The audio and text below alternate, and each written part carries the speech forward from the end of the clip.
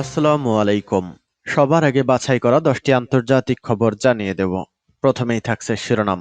তবে তার আগে অনুরোধ থাকবে ভিডিওটিতে একটি লাইক দিবেন।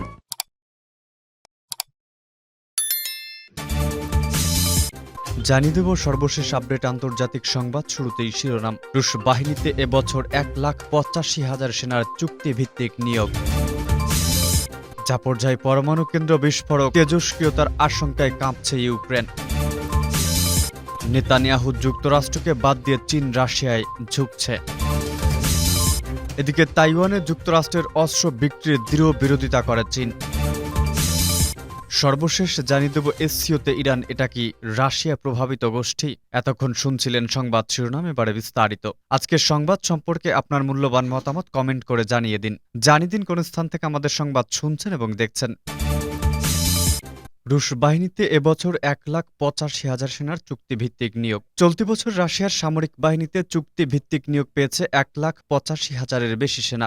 দেশটির প্রতিরক্ষা মন্ত্রণালয় জানিয়েছে, 1 জানুয়ারি থেকে 4 জুলাইয়ের মধ্যে নিয়মিত সেনাবাহিনীর বিভিন্ন র্যাঙ্কে নিয়োগ পেয়েছেন তারা। এর বাইরেও রিজার্ভের জন্য নেওয়া হয়েছে 1 লাখের বেশি সেনা।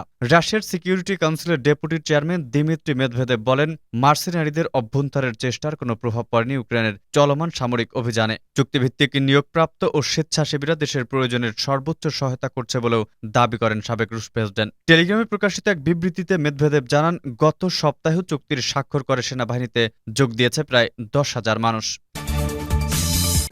জাপোরঝাই পরমাণু কেন্দ্রে বিস্ফোরক, তেজস্ক্রিয়তার আশঙ্কায় কাঁপছে ইউক্রেন। হিরোশিমা নাগাসাকি দেখেছে বিশ্ব।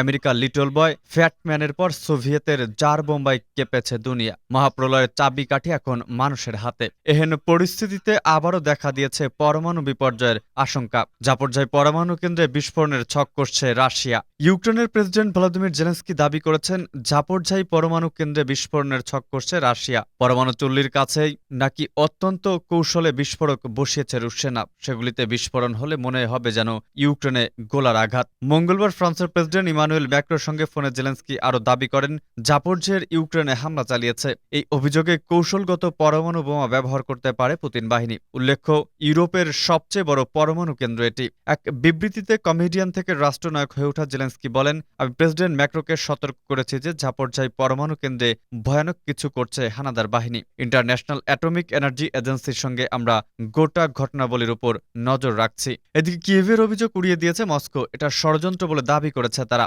বলে রাখা ভালো, ইউক্রেন যুদ্ধের শুরুর দিকে জাপোরঝাই পরমাণু কেন্দ্র দখল করে নেয় রুশ সেনা। ইন্টারন্যাশনাল অ্যাটমিক এনার্জি এজেন্সিকে রাশিয়া জানিয়ে দেয় যে তাদের সেনা ইউক্রেনের জাপোরঝিয়া পরমাণু কেন্দ্রের আশেপাশের সমস্ত এলাকা নিজেদের নিয়ন্ত্রণে নিয়েছে।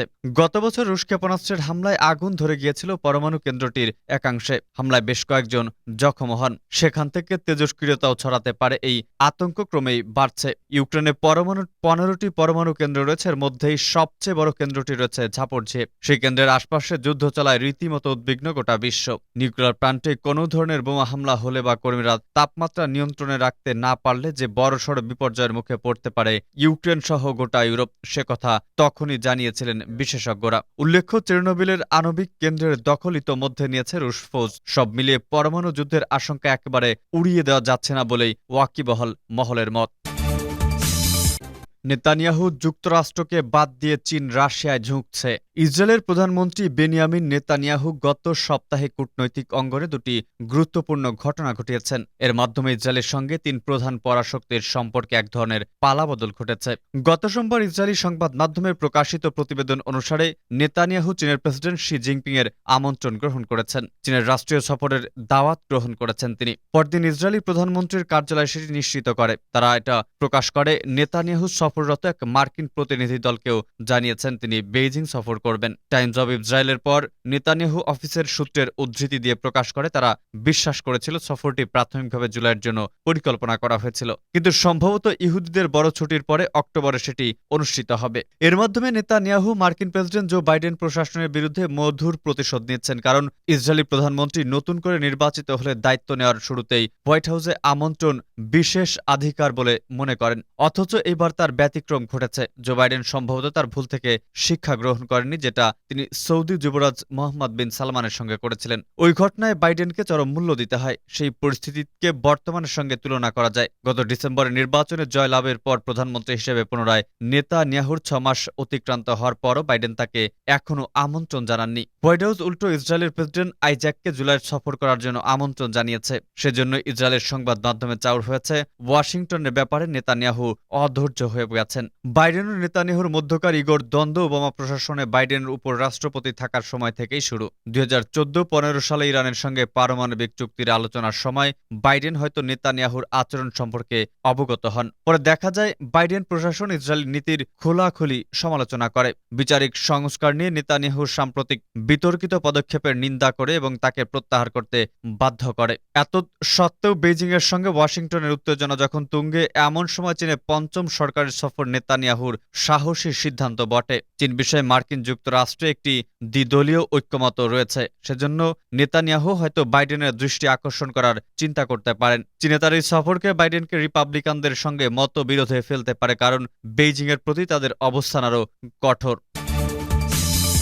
তাইওয়ানে যুক্তরাষ্ট্রের অস্ত্র বিক্রির দৃঢ় বিরোধিতা করে চীন। তাইওয়ান প্রদেশে যুক্তরাষ্ট্রের অস্ত্র বিক্রির দৃঢ় বিরোধিতা করে চীন। এ বিষয়ে যুক্তরাষ্ট্রকে কঠোর মনোভাব জানিয়েছে বেইজিং। আজ চীনের প্রতিরক্ষা মন্ত্রণালয়ের মুখপাত্র থান ক্যাফেই বেইজিংয়ের এক নিয়মিত সাংবাদিক সম্মেলনে চীনের অবস্থান ব্যাখ্যা করেছেন। তিনি বলেন, স্থানীয় সময় গত বৃহস্পতিবার মার্কিন পররাষ্ট্র মন্ত্রণালয় তাইওয়ান প্রদেশে অস্ত্র বিক্রির অনুমোদন দেয়, যার মোট মূল্য $44 কোটি মার্কিন ডলার। যুক্তরাষ্ট্র চীনের বিরোধিতা উপেক্ষা করে চীনের অভ্যন্তরীণ ব্যাপারে হস্তক্ষেপ করেছে এবং তাইওয়ান প্রণালীর উত্তেজনাময় পরিস্থিতি অবনতি করতে যাচ্ছে। এর ফলে তাইওয়ানবাসীরা কষ্টে পড়বে। চীন যুক্তরাষ্ট্রকে এক চীন নীতি এবং চীন ও যুক্তরাষ্ট্রের 3টি যৌথ ইশতেহারা মেনে চলা, তাইওয়ানে অস্ত্র বিক্রি বন্ধ করা, যে কোনো ধরনের সামরিক সম্পর্ক বাতিল করা, স্বাধীন তাইওয়ান প্রয়াসকে সমর্থন না দেওয়ার প্রতিশ্রুতি বাস্তবায়ন করা এবং ভুল পথে এগিয়ে না যাওয়ার তাগিদ দেয়। চীনের গণমুক্তি ফৌজ দেশের সার্বভৌমত্ব ও ভূখণ্ডের অখণ্ডতার রক্ষায় সবসময় সজাগ আছে। চীন দৃঢ়ভাবে তাইওয়ান প্রণালীর শান্তি ও স্থিতিশীলতা রক্ষা করবে। এসসিওতে ইরান, এটা কি রাশিয়া প্রভাবিত গোষ্ঠী? ভারতের প্রধানমন্ত্রী নরেন্দ্র মোদী সাংহাই সহযোগিতা সংস্থা এসসিও ভার্চুয়ালি শীর্ষ সম্মেলনের নতুন সদস্য হিসেবে ইরানকে স্বাগত জানিয়েছে। ইরানের যোগদানের আগে এসসিওতে 8টি দেশ সদস্য দেশ ছিল: চীন, রাশিয়া, ভারত, পাকিস্তান এবং মধ্য এশিয়ার 4টি দেশ, কাজাখস্তান, কিরগিজস্তান, তাজিকিস্তান এবং উজবেকিস্তান। সাংহাই সহযোগিতা সংস্থা গোষ্ঠী 2001 সালে ভারত ও পাকিস্তানকে বাদ দিয়ে সাংহাইয়ের 6টি সদস্য দেশকে নিয়ে গঠিত হয়েছিল। বর্তমানে আফগানিস্তান, বেলারুশ, ইরান এবং মঙ্গোলিয়া এসসিওতে পর্যবেক্ষক দেশের মর্যাদা পেয়েছে। অন্য 6টি দেশ আজারবাইজান, আর্মেনিয়া, কম্বোডিয়া, নেপাল, তুরস্ক এবং শ্রীলঙ্কা পেয়েছে কথা বলার মতো অংশীদারের মর্যাদা। এর প্রাথমিক উদ্দেশ্য ছিল মধ্য এশিয়ার অঞ্চলের সন্ত্রাসবাদ, বিচ্ছিন্নতাবাদ এবং চরমপন্থা দমনের প্রচেষ্টার জন্য আঞ্চলিক সহযোগিতা বৃদ্ধি। কিন্তু সাম্প্রতিক সময় ভূ রাজনৈতিক চিত্রে বড়সড় বদল এসেছে। বিশেষ করে আফগানিস্তান থেকে মার্কিন যুক্তরাষ্ট্রের বিশৃঙ্খল প্রস্থান মধ্য এশিয়ায় চীনা প্রভাব বৃদ্ধি ও বিনিয়োগের জন্য জায়গা খুলে দিয়েছে। চিন্তার কৌশলগত আলিঙ্গনে পাকিস্তানকে আরও শক্তভাবে টেনেছে, আর আন্তর্জাতিক মঞ্চে চীন পাকিস্তান সম্পর্ক আরও দৃঢ় হয়ে উঠেছে। যেহেতু ইউক্রেন যুদ্ধ চলছে আর রাশিয়ার সাথে পশ্চিমা দুনিয়ার সম্পর্ক সর্বকালে খারাপ স্তরে নেমে গিয়েছে, তার সূত্র ধরেই বেইজিং এবং মস্কোর সাথে সীমাহীন বন্ধুত্বের সূচনা হয়েছে। এসসিওতে ইরানের পূর্ণ সদস্যপদ পাওয়ার আবেদন বেশ কয়েক বছর ধরেই বিবেচিত হচ্ছে। 2016 সালে মার্কিন যুক্তরাষ্ট্রের নেতৃত্বে পশ্চিমা শক্তিগুলোর সঙ্গে ইরানের পরমাণু চুক্তি, যাকে জেসিপিওএ বলা হয়, স্বাক্ষর করেছে। তার প্রেক্ষিতে রাশিয়ার প্রেসিডেন্ট ভ্লাদিমির পুতিন বলেছিলেন, আমরা বিশ্বাস করি যে ইরানের পরমাণু সমস্যার সমাধান হওয়ার পরে এবং রাষ্ট্রসংঘ নিষেধাজ্ঞা প্রত্যাহার করার পরে ইরানের সদস্যপদ পেতে আর কোনো বাধা নেই। কিন্তু পুতিন কথা বলার পরেও এসসিওতে ইরানের সদস্যপদ পাওয়ার আবেদন বিবেচিত আছে, তার কোনো মীমাংসা হয়নি। কারণ প্রেসিডেন্ট ডোনাল্ড ট্রাম্পের অধীনে মার্কিন যুক্তরাষ্ট্র 2018 সালের জেসিপিওএ বা চুক্তি থেকে বেরিয়ে আসে, যার জেরে চুক্তিটি অকার্যকর হয়ে পড়ে। এর 1 বছর পর মার্কিন যুক্তরাষ্ট্র ইরানের তেল রফতানি রোধ করে সমস্ত ছাড়ের অবসান ঘটায় এবং নিষেধাজ্ঞা চুক্তির আগের মতো বহাল রাখে।